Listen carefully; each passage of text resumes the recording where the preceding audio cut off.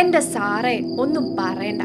പാതിരാക്കി മുറ്റത്തെ മറപ്പുരയിൽ പോയി മുള്ളിയേച്ച് തിരിച്ചു വന്നപ്പോ ഒരു കാഴ്ച. ദൂരെ നിന്ന് ഒരൊത്ത ആണിന്റെ നിലവിളിയാണ് ആദ്യം കേട്ടത്. പിന്നെ വേലിക്കപ്പുറത്തെ ചവിട്ട് വഴിയിലൂടെ ഒരാൾ ഇടറിയും മുടന്തി ഓടുന്നു. സൂക്ഷിച്ചു നോക്കിയപ്പോഴാണ് നടുങ്ങിയത്. അയാൾക്ക് തലയുണ്ടായിരുന്നില്ല. ആരായിരുന്നു?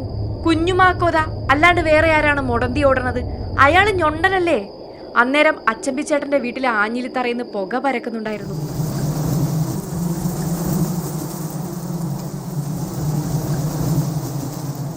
കാപ്പിരി മുത്തപ്പന്റെ നിധിക്കായി തറ കുത്തി തുറന്ന അച്ചമ്പിയും ഇതേപോലെ കിടപ്പിലായിരുന്നു, വായു വലിച്ച്, എന്നാൽ മരിക്കാതെ. ചിലരു പറഞ്ഞത് പൈശാചിക ബന്ധനങ്ങളുള്ളവരാണ് അങ്ങനെ കിടക്കുന്നതെന്നാണ്. അതിലെത്രത്തോളം സത്യമുണ്ടെന്നറിയില്ല. അച്ചമ്പിക്ക് സേവയുണ്ടായിരുന്നു. PF മാത്യൂസിന്റെ അടിയാള പ്രേതത്തിലെ വരികളാണിവ. ഡച്ചുകാരുടെ വരവോടെ കേരളം വിട്ട പോർച്ചുഗീസുകാർ അവരുടെ സ്വത്ത് കാക്കാൻ ഒരു മാർഗം കണ്ടെത്തി. കേരളത്തിൽ നിന്ന് കവർന്നതെല്ലാം അന്നത്തെ കോളനികളിൽ പല ഭാഗങ്ങളിലായി കുഴിച്ചിട്ടു. ആ നിധിപ്പെട്ടികൾ ആരും തൊടാതിരിക്കാൻ ആഫ്രിക്കയിൽ നിന്ന് കൊണ്ടുവന്ന അടിമകളെയും അതിനൊപ്പം കുഴിയിലടച്ചു. അങ്ങനെ നിധി കാക്കാൻ കൊലപ്പെടുത്തിയവരുടെ പ്രേതങ്ങളാണ് കാപ്പിരി മുത്തപ്പന്മാരെന്നാണ് വിശ്വാസം. ഈ കഥ വിശ്വസിച്ച കുറെ പേരുടെ കഥയാണ് അടിയാള പ്രേതത്തിൽ PF മാത്യൂസ് പറയുന്നത്. കാപ്പിരി കീഴാളനാണ്. അപ്പോൾ അയാളെ കൊന്ന് ഒരു നിധിയുടെ കാവലാളാക്കുക എന്നുള്ള ഒരു സംഭവമാണ് ആ മിത്തിൻ്റെ കാതൽ. അതാണ് ഞാൻ ഉപയോഗിച്ചത്. അതെന്ന് വെച്ചാൽ എല്ലാ കാലത്തും എനിക്ക് ചിലപ്പോൾ ഒരു പക്ഷേ ഇനി വരാനിരിക്കുന്ന കാലത്ത് പോലും അത് അങ്ങനെ തന്നെ സംഭവിക്കാൻ സാധ്യതയുണ്ട്. PF മാത്യൂസ് സംസാരിക്കുന്നതിനടുത്ത് മറ്റൊരു വേദിയിൽ ആഫ്രിക്കൻ രചനകളിലെ രാഷ്ട്രീയം ചർച്ച ചെയ്യാനെത്തിയതാണ് സൊമാലിയൻ എഴുത്തുകാരി ഉബ അലിഫറ.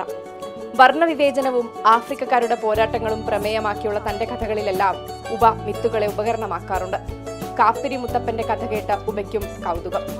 Myths are something that are universal, that we can apply to every human being, every human story. You are telling me a story that was a myth, which was used as a trigger to write a story in Malayalam. It also strikes me to see how myths are very important to find answers to our also pain, also. Commander of the river എന്ന കഥയിലെ പഴങ്കഥ എഴുത്തുകാരിയും പങ്കുവച്ചു. വെള്ളമില്ലാത്ത നാട്ടിൽ നദി ഉണ്ടാക്കാൻ പുറപ്പെട്ട 2 പേരുടെ കഥ. ഉബയുടെ കഥയിലെ യാബർ എന്ന ചെറുപ്പക്കാരന് അവന്റെ അച്ഛനെ തേടിയുള്ള യാത്രയിൽ വെളിച്ചമാകുന്നത് ഈ പഴങ്കഥയാണ്. മിത്തെന്ന് നാം വിളിക്കുന്ന പലതും വർത്തമാനകാലത്തിലും പ്രസക്തമായ കഥകളാണെന്ന PF മാത്യൂസിന്റെ വാദത്തോട് ഉബയും യോജിക്കുന്നു.